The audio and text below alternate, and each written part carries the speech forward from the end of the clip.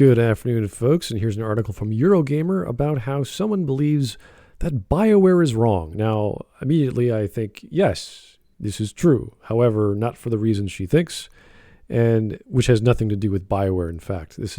She's in fact wrong for the way she believes BioWare should be doing things. So the rest of the sentence goes, Dragon Age doesn't need to replace its disabled protagonist.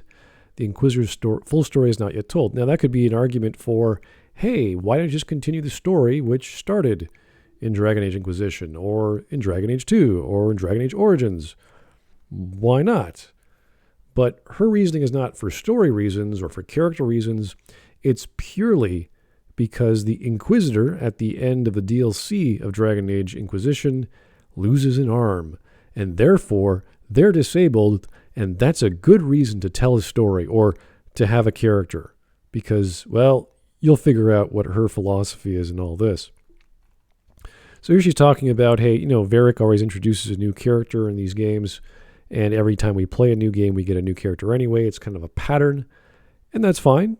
BioWare can do whatever it likes. It could set up a character, and then set up another character, and set up another character, and on it goes as each game is made. It's entirely up to the developer or designer to do so, and there's nothing wrong with that. Some people would prefer they could keep playing as their original character they created in the first game, or Hawk in the second game. But a lot of people will say, hey, I want to role play. I want to make different kinds of looking characters. I want to choose an elf. I want to choose a dwarf like I did in the first game. And that's why the streamlining of Dragon Age 2 didn't really do much for people, because you only got male or female Hawk, which wasn't too many options. So we got a lot of great customizational options, at least in Dragon Age Inquisition. Looked really good. Got some good voice actors. That was always a nice touch, to voice the whole game twice, 4 times over, male and female. Great stuff. Great stuff there, BioWare. But for what reason? What end result did we get? Not much. Anyway, this is her explanation. Disability in mainstream gaming is rare. There's Geralt in the Witcher series, who suffers from chronic pain after shattering his elbow and thigh bone. I had no idea. I thought he had a bunch of other problems going through the whole phase of becoming a mutant and drinking potions, which are essentially poison. But I didn't know he was disabled. I mean, lots of people have pain, some sort of disease or muscle pain, what have you. I'm suffering from some pain right now from exercising. That's pretty normal. But I never saw Geralt as disabled.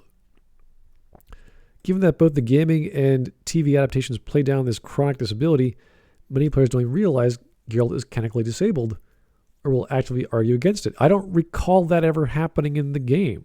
Maybe it's in the books, but honey, you're arguing for the wrong medium. Maybe you should go back to the books then. I don't recall this at all in any of the games or in the TV show at all about Geralt. Once you bring in the supporting cast, you can add the likes of Joker in Mass Effect and Barbara Gordon in the Batman Arkham series, but now we're really starting to run out of examples. So what? What is the problem? For example, here are some examples from Devil May Cry 5. We have Nero, who has a cybernetic arm right there, and I think we have V, whose body is slowly deteriorating. He has a cane. He gets around. He doesn't move very fast, but these are real characters in the game. These are main characters you can play as.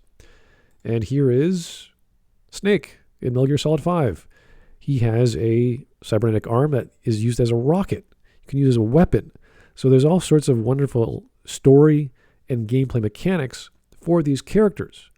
Why else would you have them in a game? If you have a gameplay mechanic with your character, or a storytelling reason for your character, that's a good character to have in a video game.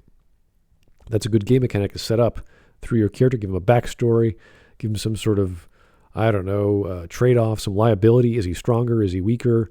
Does he have some bonus magic ability for using this cybernetic arm or magical arm or whatever?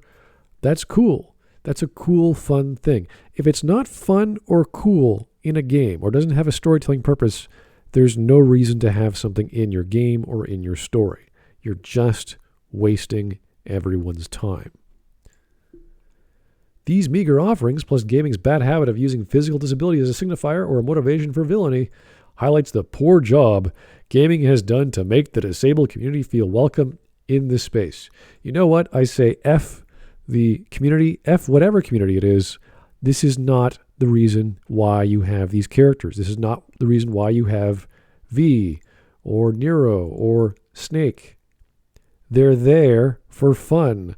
They're there for game mechanics. They're there for storytelling reasons. They're not there for your weird reason to make people feel welcome. Why would you design a game that way?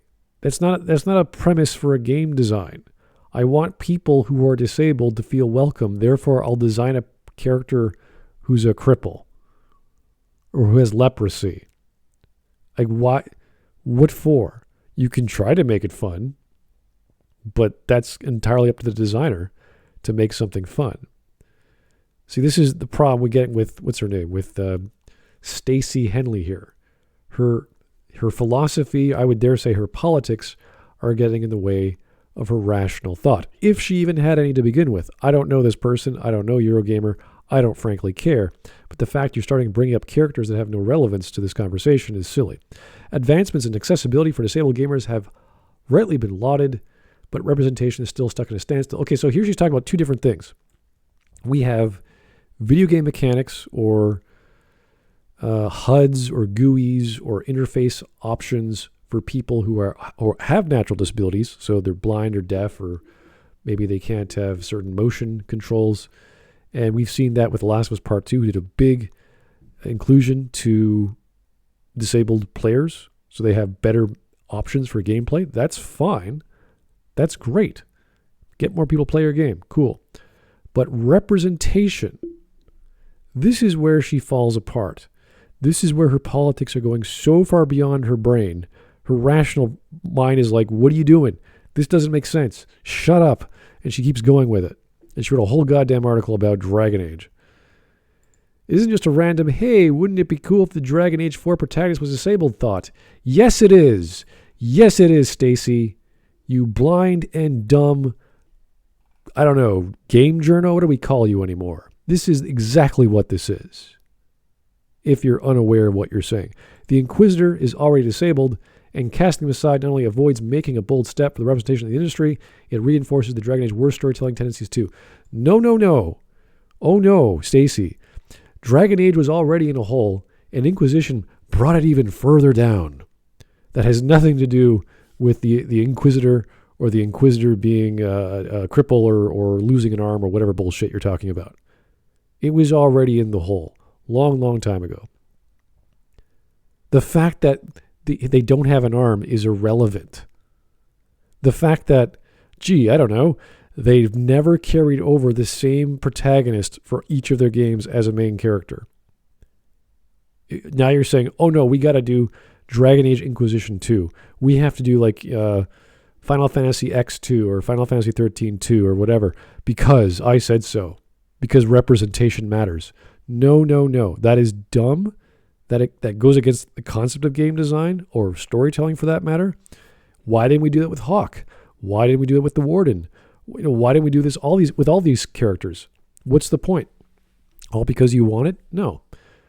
Let's start with a refresher on the Inquisitor at the blah, blah, blah. We start a new able-bodied character. After an explosion, they receive a magical mark. Lots of other things happen, but most of them come either through the Inquisitor's magical rift abilities or through their prowess in battle. Yeah, he's a good commander for whatever reason, because story says so, because plot says so, and then he loses his hand or his arm. The Inquisitor loses his arm. There it is. So he loses his two gifts. The two things they need to be a character: the ability to use rift magic, or whatever magic was associated with that mark on their hand, and their combat skills. Not to say they're completely useless in combat with only one hand, but, would you rather play with a character who has two hands and two legs and can move about properly and fight properly, or give them some limitation? Frankly, I'd like to have the best character for the job. Now, you can still write a game around an Inquisitor or an ex-Inquisitor who doesn't have a second arm or a second hand to do things. But if you don't make it fun, I'll be like, why can't I just play as a guy with two arms and two legs? Or a magical arm. or some other element to compensate, because I'll be like, this is slow. This is not fast enough for me. This is not fun enough for me. I'm not here to be frustrated by game controls and interfaces. I want to have fun. I want to have a cool character. And characters without arms can be cool. I'm not saying they can't be, but she's not making that argument. She's just saying, why can't we just have them? While the Inquisitor might disagree on a physical level, I don't think on a thematic level that our heroes lost all that much here. Now she's making a thematic argument from storytelling reasons. Why? How did we get from, well, there all this stuff, and now there are themes. The themes of a person losing their arm. Oh, what a great story. I think they've gained. A nobody who becomes a somebody after being given special powers is not a unique or particularly interesting angle for a story. Well, guess what? That was Inquisition. Apparently, that was also Origins. That's just how BioWare games tend to fly. I don't know about if you haven't paid attention yet. What the Inquisitor was in Dragon Age Inquisition has been done before many times, but the potential story for Dragon Age 4 can be something new. Luckily, you're not making games, Stacey. The Inquisitor has not been reset to 0 before. Maybe not the Inquisitor, but Shepard certainly has. Every time you play a new Dragon Age or BioWare game in general, you get reset to 0. Their wisdom, their courage, their leadership. Luckily, this is not another role-playing game, or else those would be actual stats. Their morality, their wit, all of this survived the amputation. How do you know that, Stacey? How do you know he's not a husk of his former her or himself? How do you know that? I'd be pretty distraught if I lost an arm. I wouldn't be, bedridden, but that'd be a big deal. They have not been reset to scratch as punishment or penitence. You know what? I would wish that they would be so distraught. Oh my God, I lost my arm. I lost my army. I'm nothing. I have no magical powers. I have no friends, yada, yada, yada. That'd be interesting. Thematically speaking, if you want to follow that line of thinking. Dragon Age 4 would not be about them starting over from hardship. So what do you want them to do? Just riches to riches, riches to even more riches? Like, not rags to riches? Like, what are you doing here? That's not interesting. That means they're on top of the world and they keep climbing higher and higher. Well, welcome to Mary Sue Land. Thanks, Stacey. Jeez. But it would be about them adapting to this change, both as a ruler without their rift magic and a fighter without an arm. It could be about how disabled people matter. Or it could be you're an idiot and you want wish fulfillment out of your dumb idea that no one cares about. Players do not care about whether your character is disabled or not.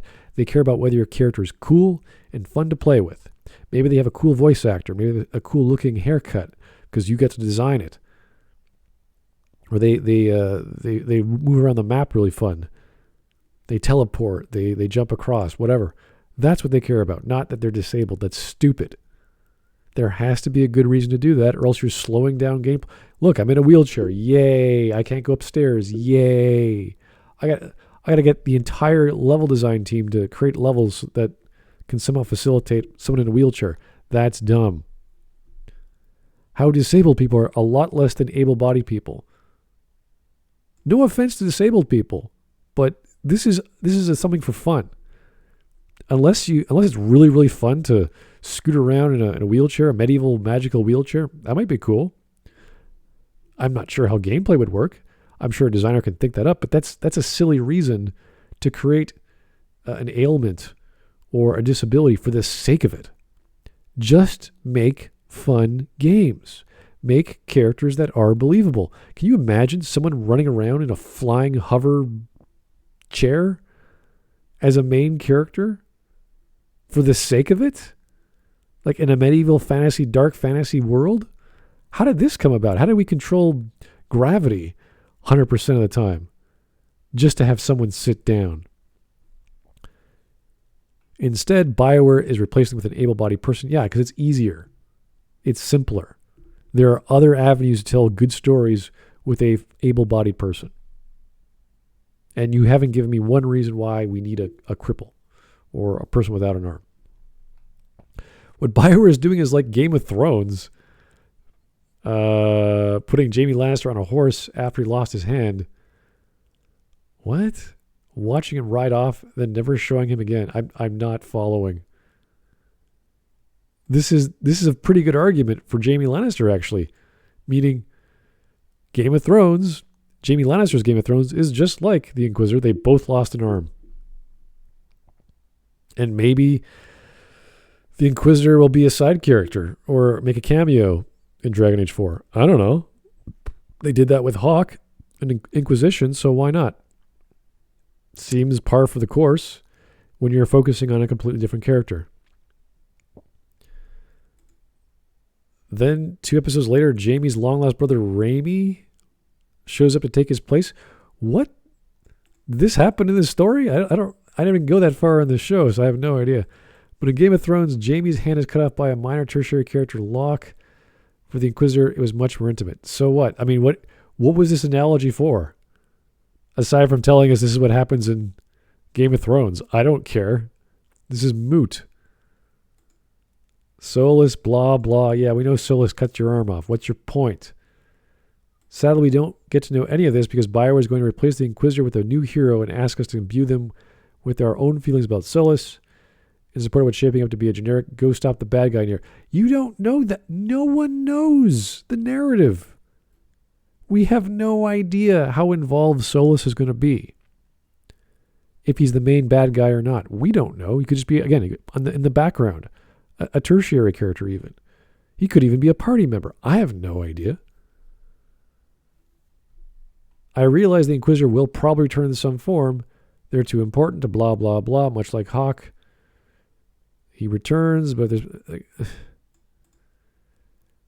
especially for a series which frequently fails to tie up loose ends. Yeah, so why not do it right? If there's so many loose ends, why should they make this loose end fixed?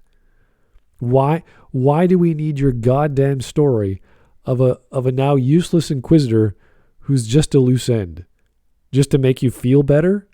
To make those 2 minutes of a possibly disabled person play the game and go, oh, I can identify with the Inquisitor. Oh, that's not relevant. I don't think that's relevant to anyone, not even the writers. They're like, oh, let's just put some cripple guy in here.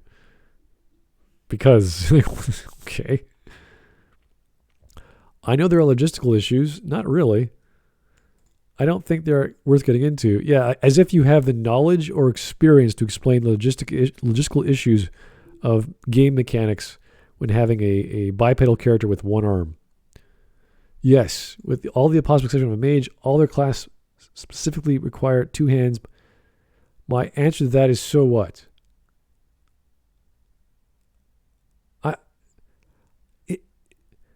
I don't know. Do you like cars with 3 or 4 wheels? So what? It's just a car with 3 wheels. Yeah, it changes quite a lot, you Nimrod. Like, what's this asinine argument of how game mechanics could work, or how handing off objects to characters with only one hand can work, or doing idle animations, or doing any kind of animations. How do you make it look believable? Now that we have great technology in Frostbite with cloth and fabric, how would that look properly? Because it didn't look really good. It did not look very good in the Trespasser DLC when his arm got chopped off. You have a little stump folded up there. Did not look proper. So aesthetics have to... It's a whole design mechanic. It's a whole gameplay mechanic. And it's possible, but why are you making life harder for everyone else? Just because you want some asinine inclusion for disabled people. That's silly. Is the game fun? Are the characters cool to look at? Does everything work well? Is it believable? That's main considerations, I would say. Not, I want to have a one-legged guy in here, a one-armed guy. You're telling me there's no prosthetic, no weaponry adaptation that can be created to allow a legendary fighter such as the Inquisitor to effectively use a sword with one hand or a dagger? Yes. We have never seen that, as far as I can tell, throughout Dragon Age. In a world of magical dragons, I don't even think a ranged contraption is out of the question. I agree, that's possible. We've already seen tabletop gamers integrate wooden wheelchairs. Yeah, but those are stupid. You can't put that into a game and expect things to be everything on a ramp. You can't expect all of Thetis to be on an inclined plane, or to be paved, or to have like some sort of Professor Charles Xavier flying wheelchair. If you want to accommodate disabled characters, there's always a solution. No, there isn't. The problem is, it doesn't seem like too many people want to. Exactly, and thankfully so, because that's asinine. Dragon Age 4, which sees Solas shift from companion to antagonist, is shaping up to be the closest the series has to a true sequel. In The Inquisitor, they have a compelling... No, they don't. The Inquisitor is not compelling. He has barely more character than Shepard does. Intimately linked protagonist whose story is not over. That's pretty much over. Same way Hawks was pretty much over. Ready to return in the leading role. Dear God, no. Replacing them is a wasted opportunity thematically. Which theme? You haven't said which theme. You just said it's a thing you could do thematically. A thematic level. Didn't say which theme that was, Stacey. Narratively, which narrative? Solas? And Rob's gaming of the disabled representation at Solas? No, it doesn't. Again, F that community. F any community for the sake of someone's nonsensical philosophy. This is stupid. This is pathetic. This has nothing to do with game design or helping people who are disabled or whatever. This is just some person who thinks, oh, think of the poor disabled gamers out there who don't have a main character who's also disabled. When we have numerous examples throughout gaming that do that. What do you think? People with a cane who are old people aren't disabled? You think they wouldn't like the full use of their legs or their arms? If it's fun, do it. If it's cool, do it. If it's interesting and part of a story, background of a character, do it. But if you're missing one of those things, if it's fun or cool, people don't care. It's going to be like, oh, this is slow. This is boring. I don't like this. No one wants to crawl around the map like an old man. You want to get from A to B as fast as possible. Flying, teleportation is more ideal. The faster, the better. You do not want to crawl. You do not want to be a little infant crawling through a massive level because your legs haven't... Think of the babies. Think of the children demographic who want to play as a 3-year-old. These are dumb arguments. There must be proper game design. There must be appeal to the character. There must be some... Well, there doesn't have to be a story. That would be nice. You know, it's nice that Kojima actually gave some background as to how this crazy cybernetic arm works. But for the sake of this one person's journos ideas, this is pathetic. I expect much better from BioWare fans, Dragon Age fans, journos in general, to come with bullshit arguments like this. There is an argument to be made. This is not it. Anyway, thank you for listening, folks. Have yourself a great day.